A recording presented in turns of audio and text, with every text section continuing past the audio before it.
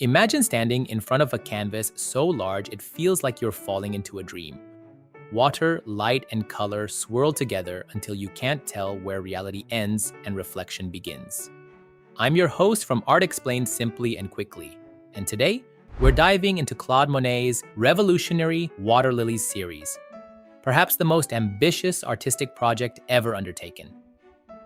Think of the most peaceful garden you've ever seen. Now imagine spending 30 years painting it, watching as your eyesight fails but your vision grows more profound. That's exactly what Monet did with his water lilies, creating over 250 paintings that would transform art forever. Let me take you to Giverny, France, where this story begins. In 1883, Monet spotted a small village from a train window. In typical Monet fashion, he didn't just rent a house, he bought one, along with nearly 3 acres of land. But what he created there would become what he called his greatest masterpiece. Not a painting, but a garden designed specifically to be painted. The creation of this garden was a masterpiece of engineering and botany. Monet diverted a branch of the local river Epte, negotiating with local authorities and farmers for water rights. He hired a team of gardeners who worked year-round maintaining his vision. He studied botany, ordering rare water lily varieties from as far away as Egypt and South America. Each plant was chosen not just for its beauty, but for how it would reflect light and color on the water's surface. The water garden itself was revolutionary. Monet eliminated traditional borders between land and water, creating curved banks that would later influence his elimination of horizon lines in painting. He built the now famous Japanese bridge, painted green to complement his plantings. But this wasn't just aesthetic. The bridge would become his primary viewing platform, allowing him to observe the water's surface from above.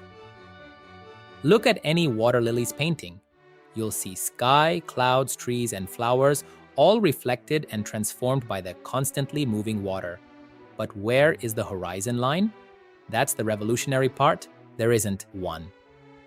Monet eliminated traditional perspective entirely, creating what he called his endless paintings, compositions that could theoretically extend forever in any direction. His technique was as innovative as his vision. Instead of mixing colors on a palette, Monet would often apply pure colors directly to the canvas, letting them blend in the viewer's eye. He developed special brushes, some flat, some round, some almost rake-like, to capture different effects of light on water. His canvases contain up to 15 layers of paint, building depth and luminosity that photographs can't capture. The physical process was extraordinary. Monet had a special studio built with skylights and a pulley system to raise and lower the massive canvases. He worked on multiple paintings simultaneously, moving from canvas to canvas as the light changed. His assistants would wheel them back and forth on specially constructed tracks, following the sun's movement. Each painting might take months or even years to complete, as he waited for exact light conditions to return. But here's where the story takes a dramatic turn. As Monet aged, his eyesight began to fail. He developed cataracts that severely affected his color perception. By 1922, he could barely see blues and greens, perceiving them instead as muddy yellows and pinks. Yet instead of stopping, he adapted. The later water lilies show this struggle. They become more abstract, with stronger reds and yellows, the colors he could still see clearly. Critics initially dismissed these later works as the products of a failing artist. But today, many consider them his most powerful paintings. The abstraction forced by his failing vision pushed art toward modernism. These later works, with their bold colors and loose forms, would influence everything from abstract expressionism to color-field painting. The scale of these paintings is crucial to understanding their impact. The largest ones span up to 6 feet high and 55 feet wide. Stand before them, and they fill your entire field of vision. This wasn't an accident. Monet wanted to create an immersive experience, surrounding viewers with his vision of nature. The most ambitious installation can be found at the Orangerie Museum in Paris. 8 massive water lily paintings curve around 2 oval rooms, creating a complete 360-degree experience. Monet designed these rooms himself, working with architects to create perfect natural lighting. He wanted viewers to feel as if they were standing in the middle of his pond at Giverny. The timing of these works adds another layer of meaning. Monet was painting many of his most ambitious water lilies during World War I. While bombs fell just miles from his garden, he refused to leave, continuing to paint scenes of perfect tranquility. He called these paintings his monument to peace. When asked why he didn't paint the war, he replied, "I paint what I see." The garden itself became his entire world. He would wake before dawn, paint until sunset, obsessively capturing every nuance of light and reflection.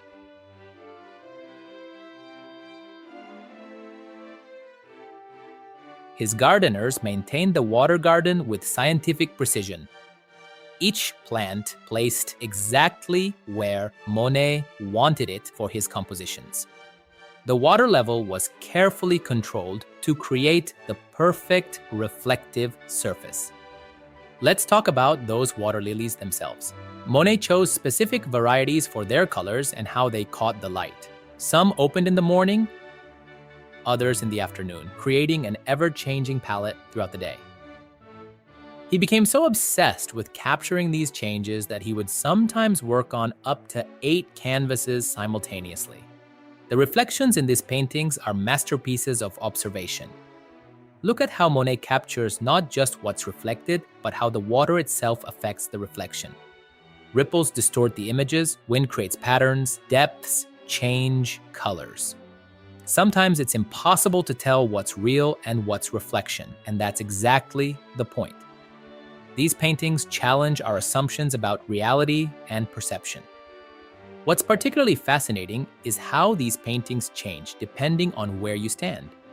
Up close, they dissolve into abstract patches of color. Some areas so thickly painted they become almost sculptural. Step back, and the scene magically assembles itself. This play between abstraction and representation influenced generations of artists. Today, these paintings are among the most valuable artworks ever created, but their true value lies in their influence on art history. They bridge the gap between Impressionism and abstract expressionism, between representation and abstraction, between traditional painting and installation art. The Water Lilies series represents something unique in art history, a project that combined gardening, painting, architecture, and installation art into a single, lifelong pursuit of beauty. Monet created not just paintings, but an entire world, one that continues to influence artists and move viewers today. If you'd like to understand and know more about art, follow this channel. And before you go, let us know in the comments which artwork you'd like to see explained next. Let's keep exploring the fascinating world of art together.